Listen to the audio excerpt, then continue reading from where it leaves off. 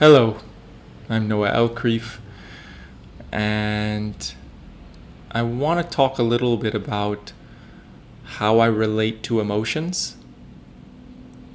This is kind of in response to some of the comments I received on my last video about inviting men to be soft and gentle.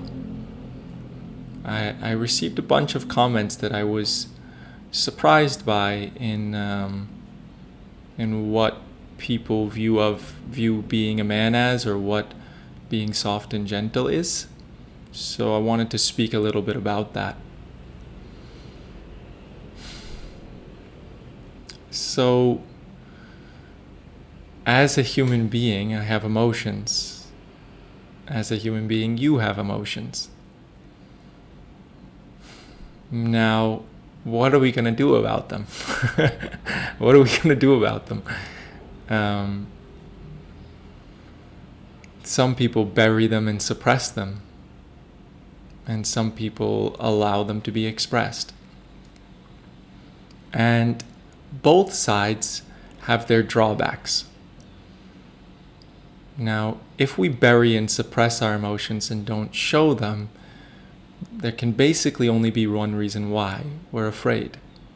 We're afraid to feel them because they're too painful, or we're afraid to be seen feeling them because we're afraid we'll be rejected and outcasted. And on the other side, we have people who are expressing their emotions all the time, seemingly allowing all their emotions.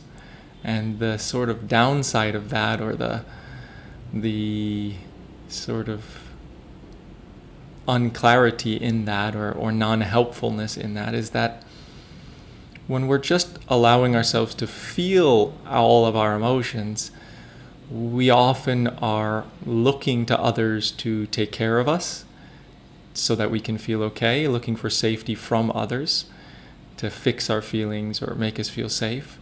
We often feel like a victim when we're just fully identified with our emotions. We often feel like a victim. Poor me, I'm no good, I'm this, I'm that. And when we're fully feeling our emotions and identified with them, there's no clarity as to who we really are, that this emotion isn't me. I'm aware of it, I'm experiencing it. And we are not connected to where does it come from? Is it mine? Is it serving me? And we don't have access to, can I take care of it myself instead of using someone else to take care of it for me? And so these are the two sides of how people relate to emotions. The analytical people on this side, or tough people on this side, of like, you're not supposed to have emotion, it makes you weak, vulnerable, scared, you're no good, you're defective. And then the other side of people who just feel emotions endlessly, and it kind of ruins their life because they're caught in a whirl of it and looking to others for support, and are kind of in victim mentality. And when I talk about being soft and gentle, I don't mean either one of those sides. So how is like a healthy way to relate to our emotions? There are many ways to relate to emotions, and everyone's going to have to find their own way. But I'm going to speak a little bit about how I relate to mine, and why I choose to do it that way. So if I feel unworthiness arise, like I'm no good, I'm a piece of shit, I'm whatever, the two extremes is push it down. No, I am good enough. I know I'm good enough. Right? I don't need that. I don't need to listen to that. Nothing. Right? And just be here and be the normal person. And the other side of it is to just go into it. I feel so bad. I'm such a worthless piece of shit. I'm so whatever. Now, if I push it away, it stays in my body. If I push it down and say, no, I know I'm good enough, that belief and that feeling stays in my mind and body, and will continue to operate behind the scenes, impacting how I speak, how I feel, what I choose to do in my life. So I don't really like that option. I've been there, I've done that. The other option is to just fully identify with it and feel it. Now, if I fully identify with it and feel it, it can be really healing. It can just come out and be done with. Okay? If I just feel, oh, I'm no good, I'm this and that. Maybe I have to feel it for a minute, 2 minutes, 3 minutes, and it's just gone and never comes back. That particular form of unworthiness. Let's say it's unworthiness in relation to something specific, like my nose. Like I feel my nose is so ugly, it's so not whatever. Then if I allow myself to feel it fully, maybe it can go away and never come back. But if it keeps coming up, if the same emotion keeps coming up and I keep having to feel it, it means there's something going on that needs to be unhooked, disbelieved, let go of. Because emotions aren't, at least from my experience with myself and my clients, I've never seen an emotion that keeps needing to be released, keeps needing to be felt. If it keeps needing and it doesn't seem like it's getting any less, it's because there's something needs to be disbelieved, let go of, unhooked, or whatever. Okay? That's my perspective, that's my experience. Now, if I take a step out of it, so sometimes I will just let myself feel the emotion and I see what happens. And if it continues with the same intensity and the same amount of fullness to it, then I stop the emotion, right? I take a step out of it and I look, what's going on here? What is required? What do I need? What does this emotion need? I ask the emotion, I ask my inner child, I ask my higher self, I ask something, or maybe many places, depending if I can't get the answer. What does it need? And it might need that I take care of it, right? So instead of being the emotion, I'm no good, I'm whatever, I take care of it. So it's sort of like it's a child appearing in front of me, an emotional person in front of me, and I say, I'm here. I'm receiving you. I'm hearing you. I'm seeing you. And sometimes when that part of ourselves, that emotion buried in ourselves, is seen and heard from us, instead of just being it, that can be deeply healing and help it to be completed and leave our system. You understand? Alternatively, I might see there's a belief in there that I'm no good because, so my nose is no good because it's not like Brad Pitt or whatever, that there's some belief in there that it's no good in some sort of comparison. So then I'll explore and I see, oh, I was exposed to certain movies or magazines and I concluded it's no good compared to them. And then I let go of the program. I tell myself the program, see it in front of me, and let go of it. Imagine it leaving, whatever. And then I'll check in, tell myself, I'm ugly, my nose is ugly, it's not good enough. And if it creates a feeling, then I know I'm still believing it. And if it doesn't, then I know I successfully let go of it. You understand? Alternatively, when that emotion arises, maybe I see I picked it up from my father, that it was passed down to me from him, that he had the same emotion, and I give it back. And there's many different ways of handling it. But going back to like how I relate to emotions, or what's a healthy way, each moment is different. So sometimes it's really helpful to identify with the emotion and just go into it and feel it, for sure.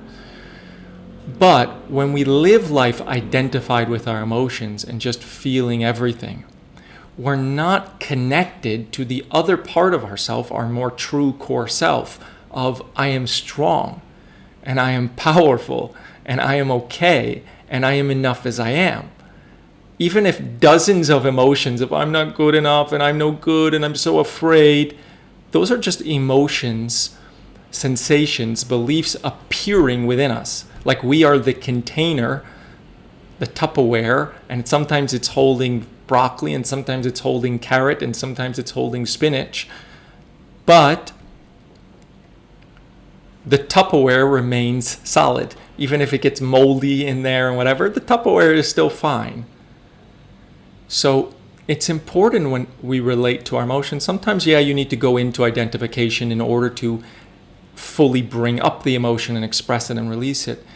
But a lot of the time, it's really important to have that connection to your core self of I am powerful, solid, and strong in the midst of vulnerability arising. In the midst of I'm not good enough and I'm broken and I'm whatever, I am not that emotion. I am aware of the story of I am broken. I'm aware of the feeling of I am broken, but that is not who I am. It's a part, a feeling, a leftover wound, whatever, that I'm experiencing, expressing, seeing, and letting go of. Seeing and disbelieving, seeing and feeling. You get it? So in the process of going from like these analytical people who think that to be tough and strong and accepted, you must never show emotion. In the process to get to being powerful, feeling powerful and solid, you have to allow the emotion. You have to allow this emotion to move through. And I'll tell you why. Because for me, we're all filled with dozens and dozens of buried fears, unworthinesses, lonelinesses, angers, all sorts of different emotions. Okay? And they're going to take you over sometimes. In different moments, maybe when you're with a girl, maybe when you're with a friend, maybe when you're with your family, maybe when you're at work, maybe when you're trying something new, maybe when you're by yourself, maybe when you're with people. These emotions will get activated. And the natural, normal way that we respond when emotion gets activated is we identify with it. And when we identify with an emotion or belief, it impacts our behavior, our emotional experience, our choices, how we treat others, how we treat ourselves, what we eat, just how we live our life. And so when emotions arise, it's very difficult to stay connected to that I'm solid, I'm enough, I'm okay. Like this core self. When the emotion comes up, it's automatic to identify with it. Okay? And it's okay that it takes you over sometimes. No problem. We can come back to ourselves. We can allow it to take us over as a part of releasing it and expressing it. And sometimes, obviously, we take this step back and relate to it from our discernment and our wisdom and our toolbox. But the less and less of these buried things are in our system, the more we just live our life operating just naturally from this I'm okay, I'm enough, I'm powerful, and I'm solid, and I'm capable, and I can do it. Not trying to seek approval from others, not trying to seek self-worth from success or accomplishments. The end of proving, the end of our life being dictated and lived by trying to get safety and okayness from outside of ourselves. As long as we identify with all these forms of unworthinesses, loneliness, and fears, we're trying to get approval, love, success, money, whatever, to find safety, relaxation, self-worth, okayness, and solidness. So, as we lose more and more of these buried emotions and buried beliefs, we more naturally just rest in this place of power, solid okayness. Now, still, stuff comes up. Like for me, emotions still come up. I get activated from time to time. And when it comes up, it's just the vast majority of the time, I'm still connected to the peace and solidness of myself. So that even if the emotion's so intense and so scary and so whatever, I'm still connected to that power and solidness. Even if I'm partially choosing to identify with it, to express it, to let go of it. You get it? So it's so for the analytical people, for the people who have this old programs of what it's like to be masculine, it's important that you allow the emotions to come up, to acknowledge them, to feel them, so that they can come out, so that you can become aware of them, so you can relate to them from discernment, from wisdom.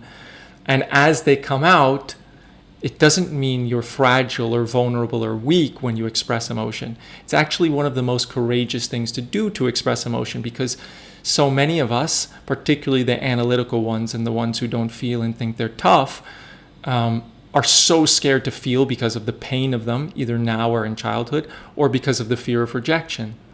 So when we move towards emotion, we're acting courageously to feel, and actually many women are less scared and more capable of feeling. But we don't want to stay in these old ideas of masculine and feminine. Masculine is emotionless, tough, and whatever, and women are emotional and flowy. We want to be both of them. I want to have power and solidness, and I want to allow my emotions to flow, especially the beautiful ones, the joy, the play, the intimacy, the compassion, the creativity, right? These are all waiting for us as we let go of, heal, love, complete all the leftover traumas and beliefs. Okay? Now on the other side, for the people, mostly women, but sometimes men too, or particularly men who have got past the stage of analytical and afraid of emotions, we can enter this phase or this stage of endless emotions arising. And many, many spiritual teachers out there, or many paths, would just say, just allow everything to be felt. Just allow yourself to feel everything. And you don't need to push, you don't need to do anything. And there's a place for that, there's a phase for that, especially during the time when, if you're rejecting emotions, not welcoming them, not accepting them, pushing them down, then it's so, so important to allow every emotion to move through as part of the process of opening to emotions and allowing them to come up, be seen, and be felt. But if it's too much, if it's these emotions keep being felt and don't seem to be leaving, it's okay. It is completely okay to look at, why is it here? What does it need? Where is it coming from? Because if it's not mine, if it comes from one of my parents, it doesn't serve me or them at all to hold on to it. I can just let go of it. I don't need to even feel it. I can just let go of it. It's not even mine to be felt. It's not even mine to be met. I can just let go of it. Plain and simple. And sometimes there's a little part of me that wants to be held and loved and nourished. And to just feel the emotion doesn't give the love and the nourishment. And sometimes I keep believing, let's say, a story that I'm ugly because of my nose, or I'm broken because of this, or I'm a failure because of that. So to keep letting myself feel the emotion is actually like torture, self-torture, because I keep believing the story, keep believing the concept that is creating pain and contraction and also impacting my life and preventing me from living with joy and my full power. Yeah, so it's important to take a step back and connect to your wisdom, connect to your core. Yeah, so that's how I relate to emotions. And maybe you'll find some little gems in there that can help you in your relationship to your emotions. So if you found this helpful, I welcome you to subscribe. Please feel free to comment, ask questions, share, and share it with others. Okay, bye.